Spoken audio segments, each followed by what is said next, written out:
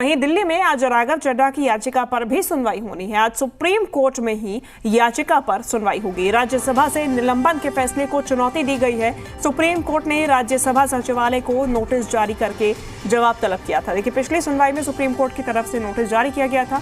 आपको बता दें कि राघव चड्ढा को 5 राज्यसभा सांसदों का नाम चयन समिति में शामिल करने से पहले उनकी सहमति नहीं लेने के आरोप पे निलंबित किया गया था। राघव चड्ढा पर दिल्ली सेवा विधेयक से संबंधित एक प्रस्ताव में 5 सांसदों के फर्जी हस्ताक्षर करने का आरोप लगा था।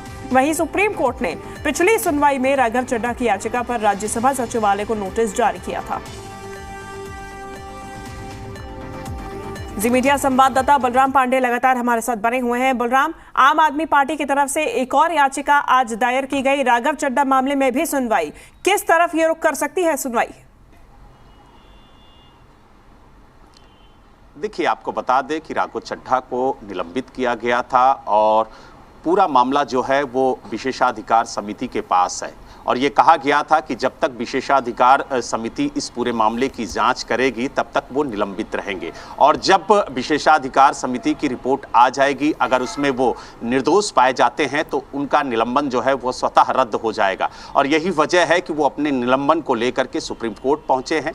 आज सुप्रीम कोर्ट में इस पूरे मामले की सुनवाई है और आपको बता दें कि राघव चड्ढा ने राज्यसभा सचिवालय ही नहीं बल्कि सदन अध्यक्ष और विशेषाधिकार समिति को भी पार्टी बनाया है। अब देखने वाली बात ये होगी कि राघव चड्ढा के जो वकील हैं वो किस तरीके से सुप्रीम कोर्ट के सामने राघव चड्ढा की दलील रखते हैं और जिस तरीके से उन्होंने पहले सुनवाई के दौरान दलील रखी थी और कहा था कि जिस सत्र में उन्हें निलंबित किया गया था उसी सत्र में उन्हें बहाल होना चाहिए था, उसी सत्र के दौरान उन्हें जांच करने के बाद बहाल करना चाहिए था, लेकिन उन्हें अनिश्चित काल निलंबित किया गया है जो पूरी तरह से गलत है और यही वजह है कि उन्होंने सुप्रीम कोर्ट का सहारा लिया है। अब देखने वाली बात ये होगी कि जब जो राज्यसभा सचिवालय है, जो सदन अध्यक्ष हैं और जो विशेषाधिकार समिति है वो किस तरीके से अपने पक्ष को रखती है राघव चड्ढा के सामने। तो कहीं ना कहीं आज बेहद महत्वपूर्ण सुनवाई है राघव चड्ढा के निलंबन को लेकर के,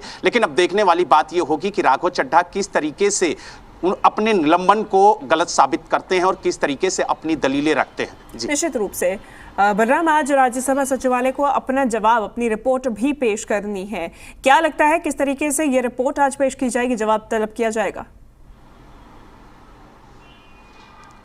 देखिए, आपको बता दें इससे पहले सुनवाई के दौरान सुप्रीम कोर्ट ने राज्यसभा सचिवालय को नोटिस जारी किया था और पूछा था कि जो इनका निलंबन है उसके पीछे की वजह क्या है। अब जो राज्यसभा सचिवालय है उसे आज जवाब दाखिल करना है। हालांकि उसने जवाब तैयार कर लिया है और कोर्ट के सामने आज वो अपना जवाब पेश भी करेगी, लेकिन कहीं ना कहीं जिस तरीके से अपने निलंबन को लेकर के राघव चड्ढा ने सुप्रीम कोर्ट में चुनौती दी है, वो कहीं ना कहीं अब राघव चड्ढा को भी बताना होगा कि उनका निलंबन किस तरह से गलत है, क्योंकि उनके ऊपर काफी गंभीर आरोप लगाए गए। उनके ऊपर आरोप है कि उन्होंने राज्यसभा सदस्यों की बिना सहमति के उनके हस्ताक्षर किए, उनकी बिना सहमति के उनके नाम को आगे बढ़ाया। तो कहीं ना कहीं जो आरोप है और जिस तरीके से उन पर आरोप लगाए गए उनमें कितनी सच्चाई है ये दलील अब सदन अध्यक्ष को भी देनी होगी। विशेषाधिकार समिति ने किस तरीके से जांच की, क्या कुछ निकल के आया, उसे भी बताना होगा और साथ ही राज्यसभा सचिवालय को भी बताना होगा कि किस तरीके से